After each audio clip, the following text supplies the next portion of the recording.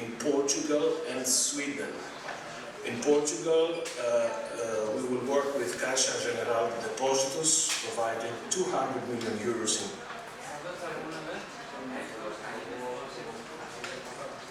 loans to 5,600 Portuguese companies.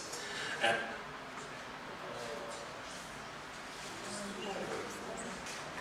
the second is with DBT, mobilizing 80 million euros in finance to Swedish small and medium enterprises.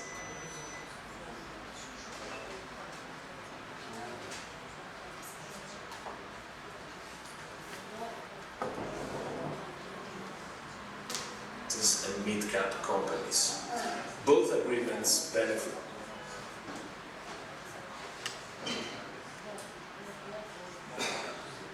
from support from the European Fund of Strategic Investment, the heart of the Juncker Plan. More information with our teams. Des bonnes nouvelles aussi dans le domaine de l'énergie propre et la lutte contre le changement climatique.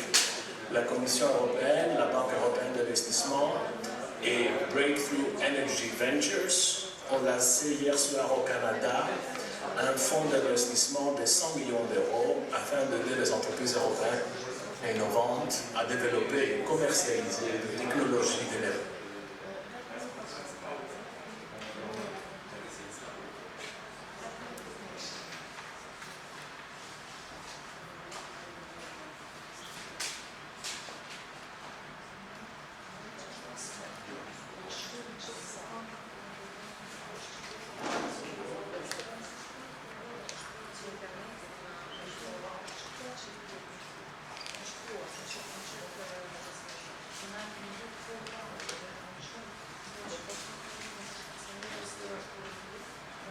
As reported in June, she will be our new Director General for Trade. Then, I was telling you yesterday on results that we do not intend to comment individual electoral results in each member state or in each region. I think we provided a rather complete assessment of the result and the high participation at pan-European level, which is, I think, our business. As for Northern Ireland, no, we do not do any particular reading of the result in the spirit of what I'm telling you, but of course we followed with interest. Anything else, college-related? David? Oui, merci Margaritis. C'est à propos du débat ou de l'introduction sur le débat semestre européen de la semaine prochaine. Je voulais savoir si le vice-président Dombrovskis et le commissaire have they expressed any opinions regarding the Italian national budget, and above all, have they sent a letter requesting clarification from the Italian government? This is in light of the report on Article 126.3 of the treaty. As you know, I never repeat here in the press conference any positions taken by commissioners in private in their orientation meeting. That's why orientation meetings have to take place on important points. The Juncker Commission has always worked in this way. They've always found room for discussion and debate before decisions are taken. That covers the first part of your question. Turning to the second part of your question, what I can tell you is that we are in contact with the authorities of all member states. That is part of the normal close cooperation provided for under the rules of the European semester procedure and is in line with the Growth and Stability Pact's provision. As part of that close contact, we do not comment on individual letters or other communication between us and any national authorities. Anything else? Yes, Giovanni.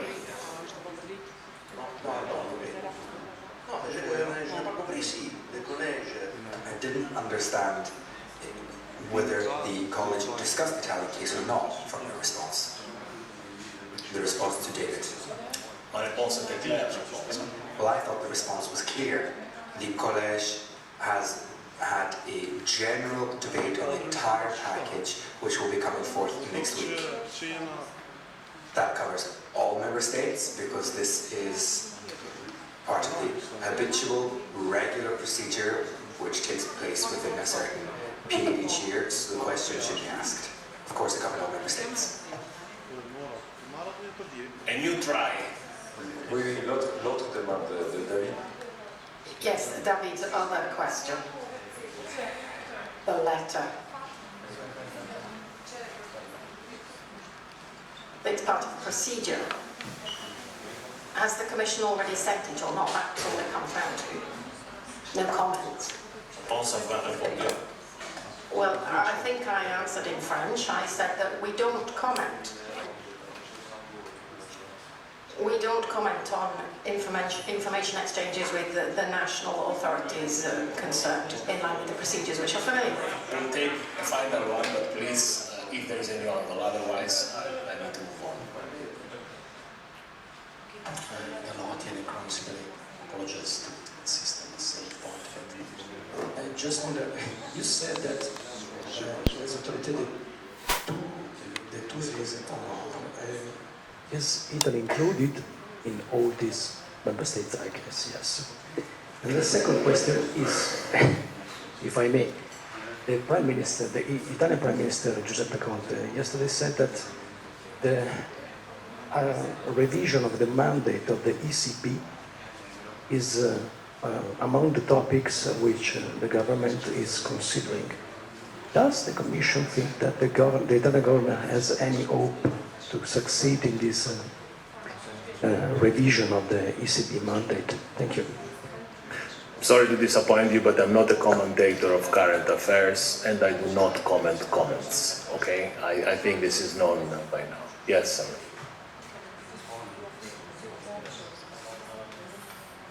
Thank you, Margaret. This is Emma Picker with the Wall Street Journal.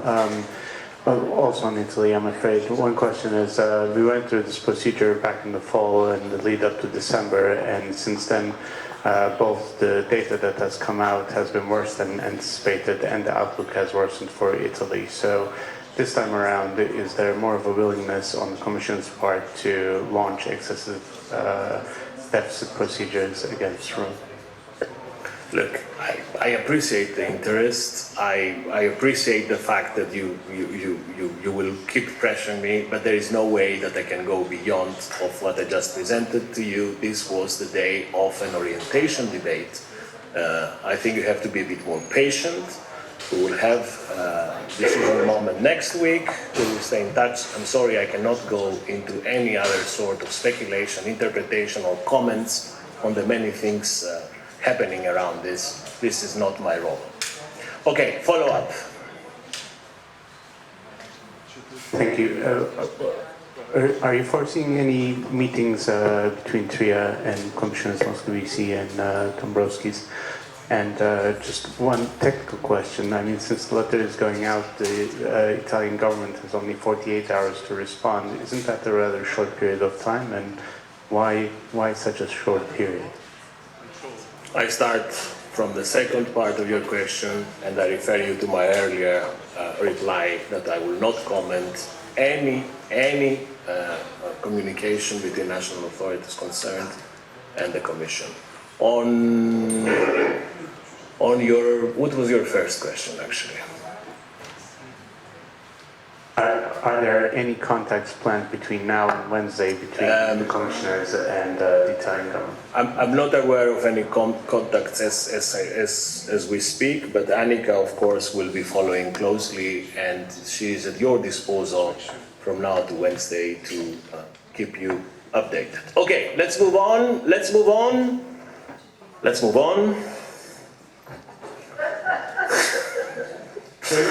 Can you please remind us how many years Germany has not respected the rule on the surplus, being in excessive situation? Yes, let us have the team look all the historic records of the semester since 2011 when we started, and they will come back to you. Okay, I have two commissioners. Well, High Representative Vice President and the Commissioner wanting to come in, so I will take a final question from Georgi. Yes, Georgi. Thanks, Margaris.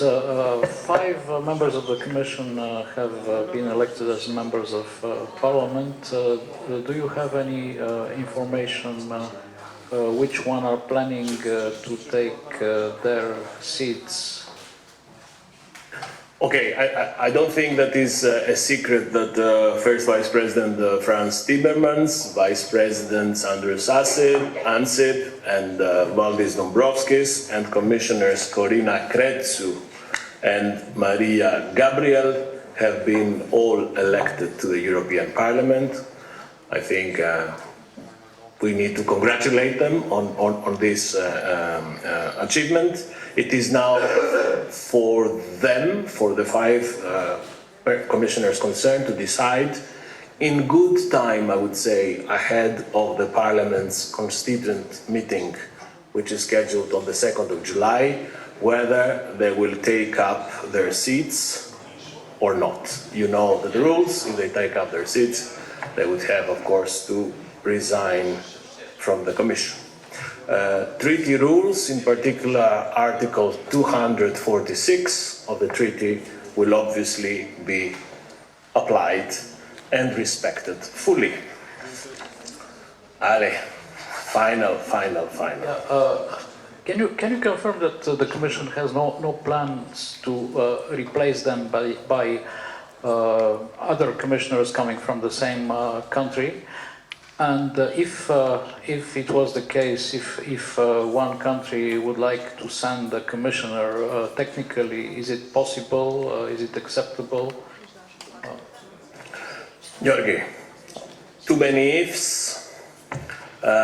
First, we need to take things in sequence. First, we need to see how many of our 5 Team Juncker members will take up their seats. Once this is the case, then I would be very happy to discuss the matter with you, but we are not yet there.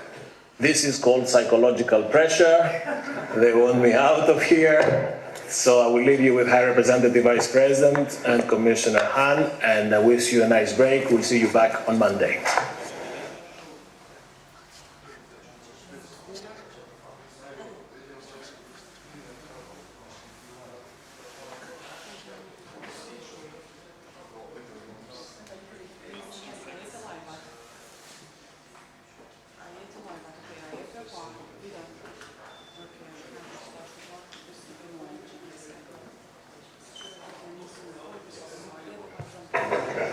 Now it works. Good afternoon, everyone, and welcome at this press conference where High Representative Vice President Federica Mogherini and Commissioner Johannes Hahn will present this year's so-called enlargement package, and then the floor will be yours for a few questions. Before I give the floor to them, just to say that the complete package, so the press material as well as all documents, have been put online and are now available for you to read. Hi, Rep, you have the floor. Thank you, Maya. I'm happy, as every year, to be here with you and with Commissioner Hahn to present this year's enlargement package, which, as you know, is the regular assessment we do of the work that has been done during the past year in the region with our partners to see where we are with the European Union integration of the Western Balkans, as well as in our relations with Turkey as a candidate country. It is a very important moment, both for us and for our partners. And you will see in the package very clearly that we confirm a credible enlargement policy being a geostrategic investment for the European Union itself in peace, stability, security and prosperity for the whole of Europe. It is, we believe, in our own interest to have a successful enlargement policy. The European perspective remains the driver for change, especially in the Balkans, and this should not be underestimated nor taken for granted. What you will read in this report, be it the deep, unprecedented judicial reform in Albania or the changes in North Macedonia, is a direct result of the people's strong desire for change in these countries. We've always stressed with our partners in our work with our partners that they have made a fundamental choice that is based on values in setting the European Union accession as their national goal that unites the people and the institutions and the region. Maybe one of the few things that unites the region, and also with the remarkable phenomenon of the region supporting the process for all the neighbors. By making this choice, both political leaders and citizens choose to engage in serious, comprehensive and convincing reforms in very important areas, in crucial areas for the society. First of all, on the rule of law, including the fight against corruption and organized crime, and also on economic reforms, think of competitiveness, as well as on regional cooperation and reconciliation. I often say the enlargement policy in a region like the Balkans brings us back to the DNA of the European Union integration process at its very first steps, overcoming the wounds of war that is still recent, and using integration in the European Union as a fundamental tool for reconciliation after a conflict. Tremendous work was done to assess objectively the progress made. I want to thank all the teams, both in Brussels and in the region, that have worked impressively to produce these reports. The preparation of these reports is an inclusive process, and they take into account contributions not only from the authorities, but also from civil society and from a number of other partners. I will let Commissioner Hahn brief you on the details, obviously, but I would like just to underline a few points.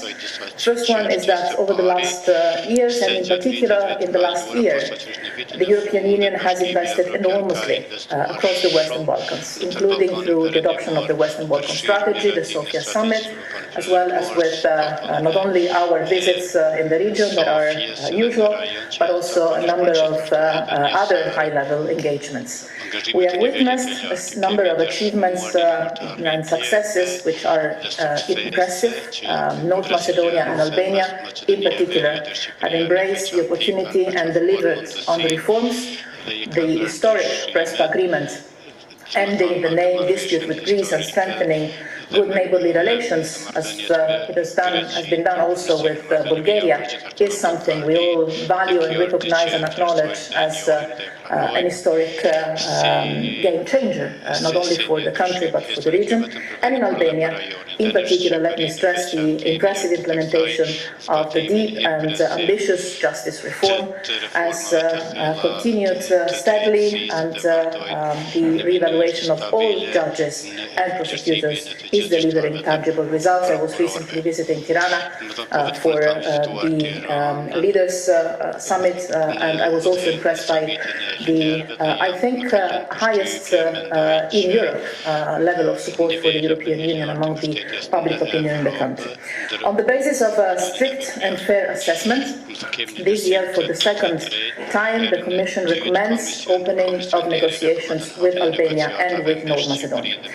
This is a recommendation based on solid assessment, as you will be able to see from the reports. North Macedonia and Albania have done their part of the work, and now it is the European Union turn to fulfill its part. Now, obviously, after our recommendation, the ball is in the Council court.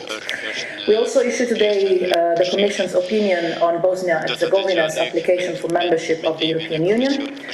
In this context, the Commission specifies a number of detailed priorities in the field of democracy, rule of law, fundamental rights and public administration reform that are needed for the country to move forward towards the candidate status and then opening negotiations. It is also clear, as I've had the opportunity together with Commissioner Hahn to discuss with the leadership of the country, that the formation of the government remains key.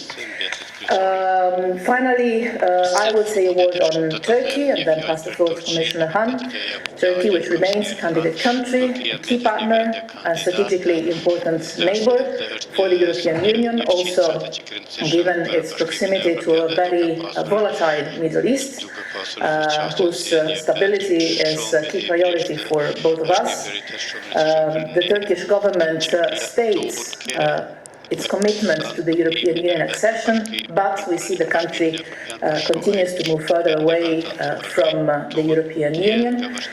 We believe it would be beneficial for all, and in particular for the Turkish citizens, if this trend is reversed urgently, which we would obviously always welcome. We also emphasize the importance of good neighbourly relations and avoiding tensions in the Eastern Mediterranean, and you have seen my recent statements in particular on this issue. To conclude, let me stress that this package passes a number of important messages, not only to our partners, but also to ourselves. It underlines the need for the Union to live up to its commitments, give credit where credit is due. We are at a crossroads. We always say it's a merit-based process, so when merit is assessed as positive, needs to be acknowledged. Failure to recognize and respond to objective progress, we believe, would damage the European Union's credibility throughout the region and beyond. Not rewarding historic achievements in particular and substantial reforms also would undermine stability and discourage seriously further reforms, and in particular would introduce an element of disillusion, especially in the young population that is so supportive of the European Union perspective of their countries and of the European Union as such, as an institution. Over the past almost 5 years, we've seen results in the Western Balkans that seemed impossible, completely impossible to achieve when our mandate started. This has been the result of a collective work we've done together here in Brussels and in the Balkans, thanks also to a new generation of leaders in the region across the party lines. So our collective responsibility today is to make these changes irreversible to the benefit not only of the region but also of the European Union. Thank you very much, Commissioner. Welcome to everybody. Honestly, I don't know how this was possible, but I think for the first time ever, the paper was not leaked, so maybe we can really tell you some news, good news. But I think we cannot repeat it next time. Anyway, I think indeed we can take stock of some good... Mamy postępy, o czym już mówiła wysoka przedstawiciel, mówiła o tym, co się udało osiągnąć, zwłaszcza rok ubiegły był świetny dla Bałkanów Zachodnich. Mamy nową strategię dla regionu.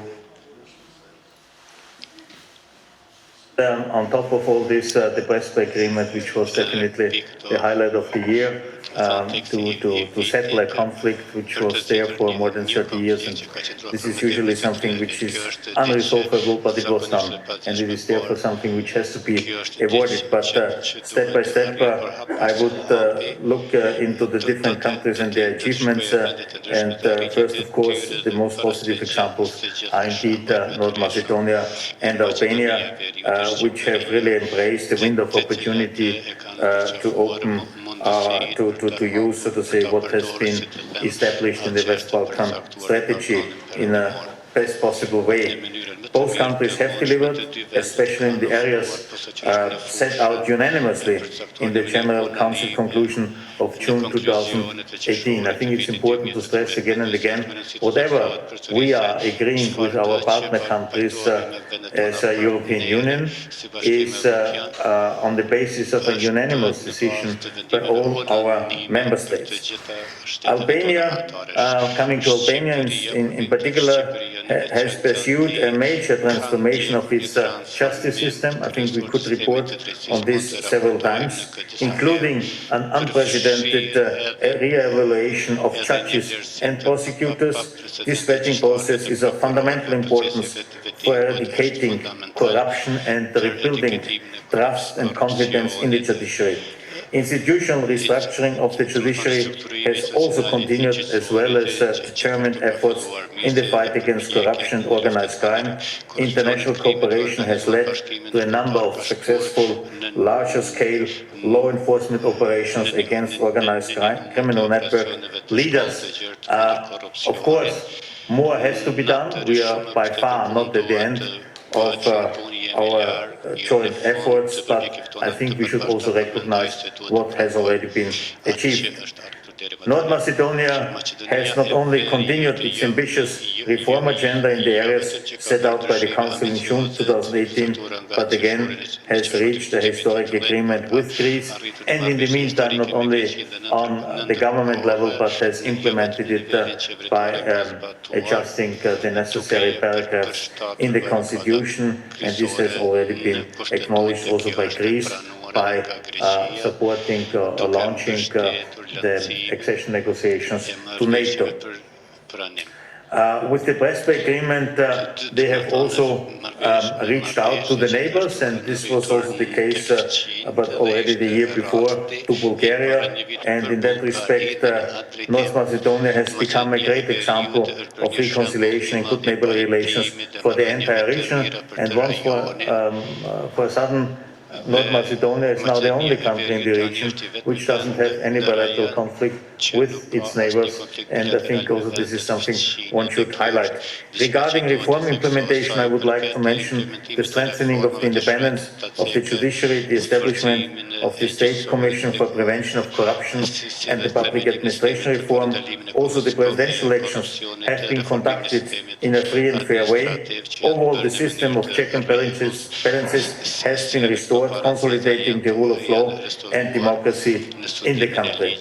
Today, it's also important. Is also an important day for Bosnia and Herzegovina. The Commission has adopted its opinion on Bosnia and Herzegovina's application for the Union membership to be followed by a decision of the Council. This is a milestone in our relations, showing that the Union is committed to support the country with its reform process. It's crucial now that governments are formed at all levels in Bosnia and Herzegovina without any further delay. Why I'm stressing this? Because we cannot recommend our member states to ask us to further pursue on all this if there are no interlocutors in power. And therefore, we urge all the respective and responsible politicians in Bosnia and Herzegovina to work now on the formation of a government at the federation level, but also on the state level, having in mind that the elections took place in October last year. Coming to Montenegro and Serbia, of course, there is progress in some fields, but they need to implement reforms in the rule of law area more strongly and more credible. Serbia needs also to establish a conducive environment for the conclusion of a comprehensive legally binding agreement with Kosovo.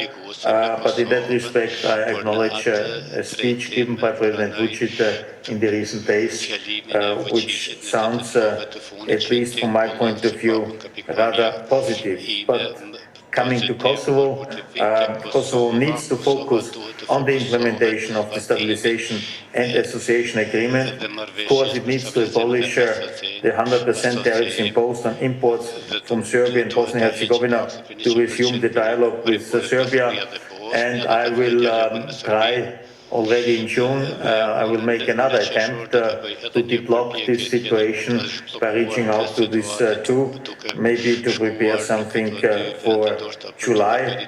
I don't know if it will be successful, but in any case, we should use every opportunity and try our best to deblock this situation, which is harming not only the development of the two, but the whole region.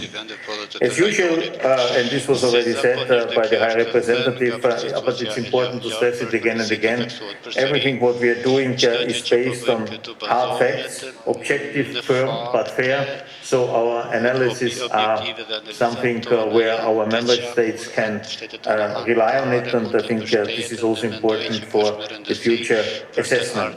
Of course, a lot remains to be done in the Western Balkans. Like every year, overall the region needs to deliver more genuine and sustainable results on key issues such as the rule of law, fight against corruption, organized crime, fundamental rights, functioning of democratic institutions. It needs also to make progress on reconciliation, good neighborly relations, regional cooperation, again following the excellent example of North Macedonia. May I say this year we have paid for the first time particular attention to, let's say, the activities of China in the region. We are not criticizing the activities per se, but what we take care more than we did in the past probably is that European standards have to be respected, particularly in the area of competition law, public procurement, transparency, the consequences of certain financial engagement activities, etc. Because here we have a particular obligation as partners to care about a healthy, sustainable development of countries, and therefore also all these elements have to be respected, and we have paid particular attention in our annual report on all these issues. I think, and also this was already said, and I really would like to repeat it, one should understand starting negotiations doesn't mean we conclude this tomorrow or the day after tomorrow. It's a long-lasting process. We are talking about several years. The whole process, for instance, with Croatia, the youngest member state, took altogether finally 8 years, and it's unrealistic to believe any new accession process will be shorter. Although, I have to say again, everything is merit-based, it's a regatta, it's not excluded that one or the other is moving faster, but again, it's important to understand the whole process is the best possible leverage to change in a sustainable, reliable way the situation in the country to its best towards European standards. In that respect, I count on the European Council to have a proper reaction to what we have presented and to take the necessary decisions as soon as possible. Thank you very much. Thank you very much. The floor now goes to you. As usual, please introduce yourself and the media you're working for before you ask your questions. I'll start with Georgi. Thanks, Maya Georgi, your active question for the High Representative. I hear your message to the member states that reformist countries need to be rewarded. North Macedonia and Albania were mentioned in particular. I wonder, of course, if the same message would be heard by the member states. But rewarding countries has indeed worked in the past. I have followed closely the accession of Bulgaria and Romania, and they were rewarded actually not exactly for reform. They were rewarded for having given their airspace to NATO for the 1999 war. And actually it was the UK that was the advocate for Bulgaria and Romania's enlargement. So I'm wondering now that the UK is on its way out, who is going to push for enlargement? Who are the friends of the EU enlargement among the member states? I'll try to answer. What I have seen in this last 5 years is a remarkable unity in the region, remarkable because of the region, of the nature of the region, of the history of the region. And I see that the best sponsors for the different countries' European Union integration process, being them already negotiating ones or not yet, are the neighbors. I see that the Western Balkans countries, the Balkan countries, being them already members of the European Union or not, are the ones that are supporting the most the process, are advising, are pushing for, are creating an environment of mutual support that I think is in itself a proof of the fact that the process is convenient for the European Union and for Europe as a continent as such. I tend not to use the category of rewarding because negotiating and finally entering the European Union in perspective is a process of joining a family, joining an institution, a community. It's not a prize you win. It's a process you engage in with, well, some inside the European Union. You mentioned the UK, might argue on the opposite kind of process as a rewarding one. But it's a choice. It's a choice to belong to a community, to a family, to stick to certain standards in all different fields. And what strikes me the most is these two things. In the region, in the Balkans, I've seen in these 5 years the region shifting from a logic of competition and confrontation to a logic of mutual support, understanding that the better the one does, the better it is also for the other. So moving from the logic of competing among neighbors to the logic of pushing together to create a better environment regionally, being together under the same roof, creating also the space for reconciliation and economic prosperity, which is the secret of the success of the European Union over decades. And the second thing is the very large and deep popular support for this process. In almost all the countries in the Western Balkans, you see percentages of popular support to the European Union and to the European Union integration process and perspective included on fulfilling the conditions for the different steps. As high as 70, 80, 90% in the population. Numbers that, if you would ask to, I would say almost any of the European Union member states are long gone. So I think that the European Union needs this energy and this determination and this push for a certain quality of standards and this desire to come together in a community and in an integration process as much as the Balkans need it. Augustine.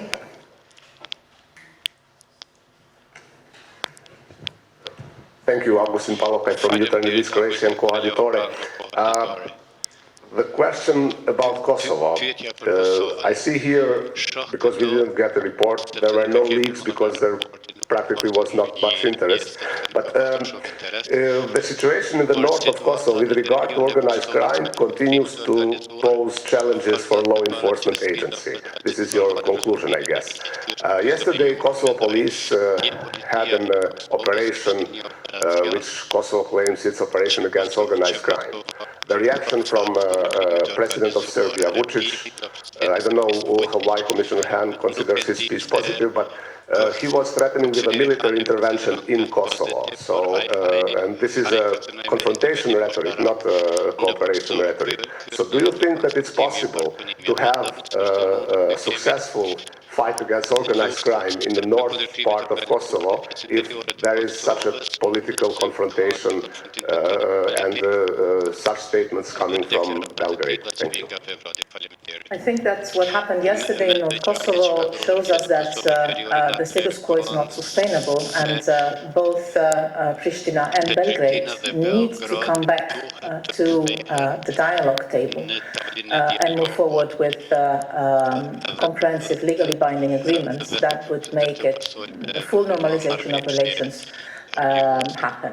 I believe what happened yesterday is a stark reminder for all of us of this need that they both have and we all have, I think, and the entire region has, as Commissioner Hahn has mentioned, full normalization of relations between Belgrade and Pristina through a legally binding comprehensive agreement would be also the best way to guarantee that the entire region benefits from reconciliation, which means from regional integration and economic development in the region.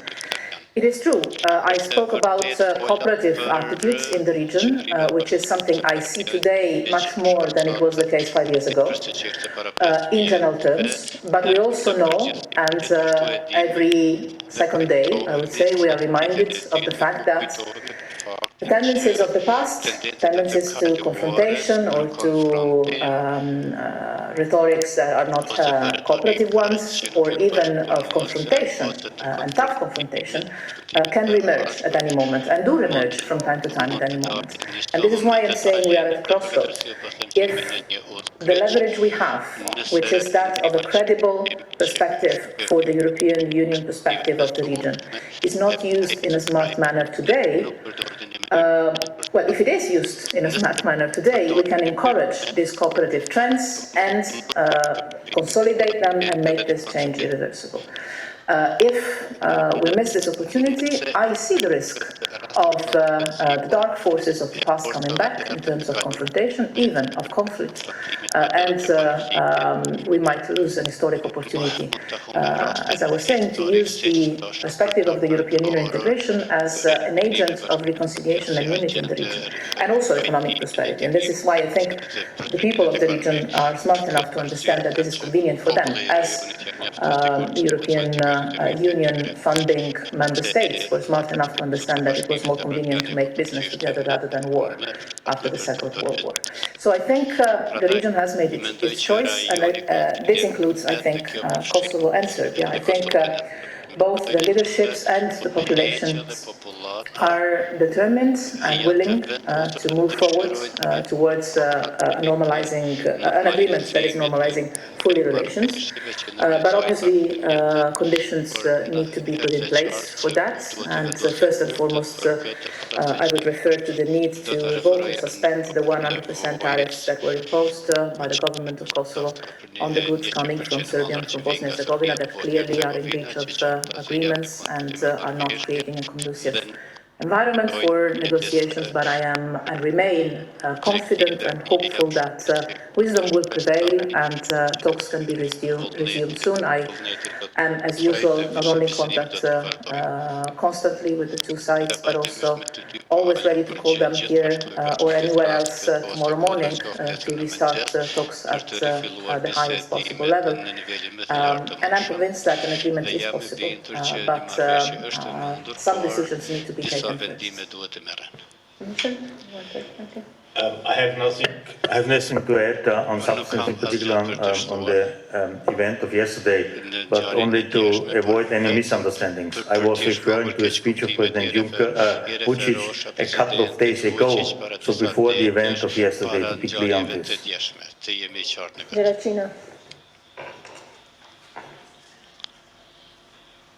To Mr. Han, Jirachina Tuhina, Kosovo Television. Concerning your opinion about readiness of Bosnia and Herzegovina to become candidate for membership in European Union, we've been counting here with my colleague. We have read 17 recommendations of European Commission, opinions of European Commissions. All of them had clear recommendation about the readiness of a country to become or not a candidate or to open accession talks.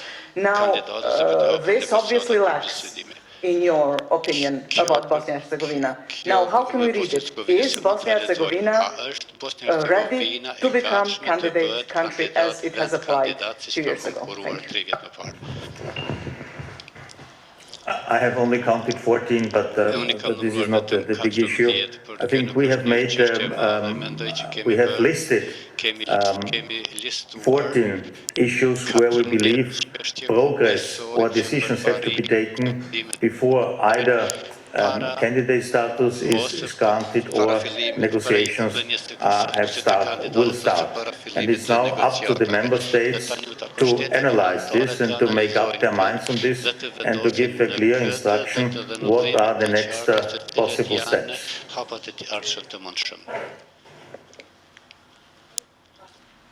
No recommendation, no specific recommendation. We made an analysis, we compared to previous avis coming from your cabinet. It doesn't exist in Bosnian case. There is not a clear reference about recommendation. No, indeed. I was saying we have listed a number of issues which have to be addressed in order to enable member states to take a decision what are the next steps and when are the next steps.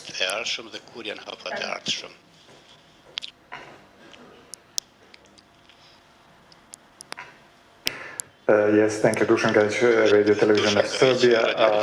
On the dialogue between Belgrade and Pristina, High Representative, do you expect a breakthrough to happen still within your term? Is that something achievable, or that would be a job for a next High Representative? And to Commissioner Hahn, given the assessment of the pace of reforms in Serbia, what could Serbia expect in terms of opening negotiating chapters in June and beyond? I'm still convinced that an agreement is possible if the right conditions are put in place for talks to restart at the highest level. I discussed this as recently as a couple of weeks ago in Tirana with both sides. Good afternoon to everyone. Thank you for attending this press conference. You heard already the statements which were done by our High Representative and Vice President of the Commission, Federica Mogherini, as well by Commissioner Hahn, the Commissioner for Neighbourhood and Enlargement. I think their messages were quite clear. So, as the report has come just now, if you allow me, I would like to guide you and to walk you through the most important findings which 2019 Kosovo report actually gives as an assessment. Let me start by saying that the EU has given, as you heard it, a clear signal over the last year to the Western Balkans, reconfirming the European prospects of the region and of each country of the region. With today's enlargement package and country reports, the European Commission reconfirms this commitment and the fundamental EU values as essential to enlargement. But we will also send a very clear message. There are no shortcuts on the way to the EU. Important gaps still remain. We need to see the reforms across the region, especially in the rule of law, being implemented more vigorously and producing sustainable results. Building on previous reports last year, this year's report offers greater comparability between the countries, allowing for an overall assessment where enlargement countries stand on preparation to meet the challenges of EU membership. The report shows where progress has been made, where problems persist, and what steps remain necessary to advance reforms. It is a first-hand assessment of Kosovo's progress on its European path and makes clear recommendations for the period ahead. The 2019 Kosovo report provides a fair and a balanced assessment, and it shows, if I can say, a glass half full. We give credit to the progress made till date. We have seen important progress in passing key EU-related reforms. The government has demonstrated commitment to implement some key European reform agenda commitments, and important progress has been made. First, on public administration and good governance, the legislative package adopted in February represents a far-reaching and comprehensive reform of the civil service, the functioning and accountability of public bodies and agencies, and salary reform. Some further progress is being made on rule of law and fight against corruption and organized crime, with significant reforms ongoing through the adoption of the criminal code and the increase in investigations and prosecutions of high-level cases. Civil society is playing an increasingly active and effective role in public life, and Kosovo benefits from a pluralistic and lively media landscape and freedom of expression. dhe nga një liri tjetër. Economic growth is robust. The progress has been made on further alignment in areas of free movement of goods, services, and capital. Financial services remain stable. The e-procurement rollout is providing positive impetus on transparency and competitive tendering. Good advances are made on strengthening public financial control and national statistics. This shows that Kosovo increasingly has the political and administrative capacity to pursue and implement reforms. The EU is happy to support this further, as we are doing with public administration reform and with frank, open and honest advice and expertise. Now is the time to deliver tangible results by implementing adopted laws and following through on reforms in practice to ensure an effective judiciary, effective fight against corruption and organized crime, efficient public administration and a stronger economy. The road along the European path is though a bumpy one. This is true in Kosovo as elsewhere in the region. Unfortunately, the Kosovo report also, in the spirit of balance and honesty, reflects the continued challenges Kosovo faces and those decisions which undermine the overall coherence and effectiveness of the reform path Kosovo has chosen. The Assembly's functioning is undermined by a highly polarized political environment. Weaknesses in its functioning, a frequent lack of quorum, and resultant delays in legislative parliamentary oversight of the executive remains weak. Too often, problematic ad hoc decisions by the government are neither in line with stated reform objectives nor in their spirit. The 100% tariff on Serbian and Bosnian goods undermines successfully regional cooperation efforts and is not sustainable.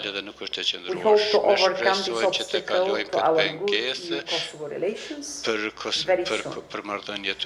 Laws have been adopted which pose risks for public finances, unfunded, non-contributory pension schemes for various groups and significantly increased public sector wages hinder private sector development. The continued failure to reform untargeted war veterans benefits remains a concern. Non-merit-based, politicized appointments of senior public positions has continued in too many cases.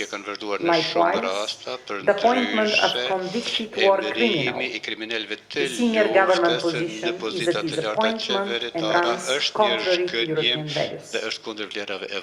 Further, there are still too many areas where progress has been too slow or missing notably. For example, environment and education. Reforms are slowly starting on education, but much more political commitment is needed to improve the quality of education and to address skills gaps in the labor market. On environment, we see an increased public demand to address the serious environmental protection and climate change challenges which damage the health and livelihood of Kosovo citizens. Kosovo's institutions need to take much more seriously and start delivering. This has been a politically eventful year for Kosovo.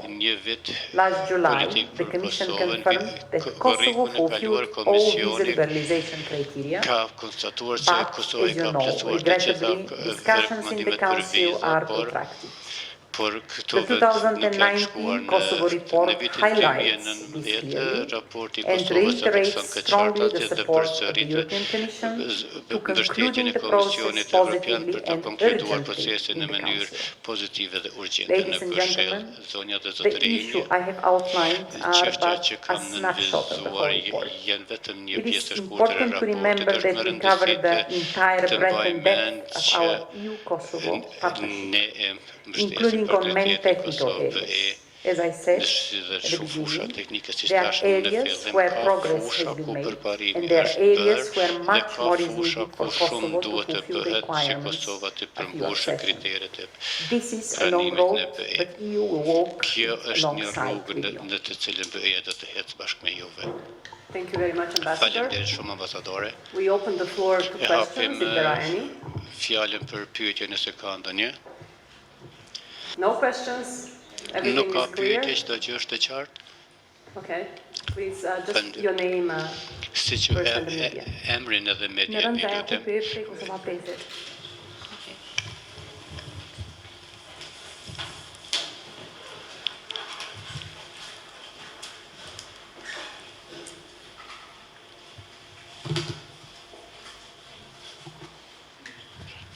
Thatë se vitin e kaluar edhe do të thotë edhe siç është bërë e ditur tashmë sa kohë që Kosova ka përmbushur kriteret për liberalizim të vizave.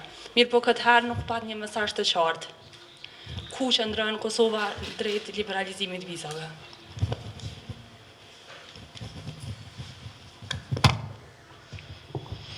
In the present report, Në raportin aktual që do ta lexojmë edhe në pjesën që janë konkluzione dhe rekomandime që janë pjesa më e rëndësishme, është theksohet shumë qartë që të gjitha kriteret janë përmbushur dhe Komisioni si dhe Parlamenti Evropian, domethënë rekomandojnë shumë liberalizimin e vizave për Kosovën, që të ndodhë sa më shpejt që të jetë e mundur. Është edhe një fjali që thotë se Komisioni nxit që kjo çështje të merret nga Këshilli, nga shtetet anëtare në mënyrë urgjente. Mendoj që kjo është gjuha më e fortë që kemi parë deri më tani në raport, që nxit shtetet anëtare që të gjejnë një zgjidhje sa më shpejt që të jetë e mundur. Faleminderit ambasadore, ndonjë pyetje tjetër? If not, thank you very much. Nëse jo, faleminderit shumë që erdhët këtu. Faleminderit.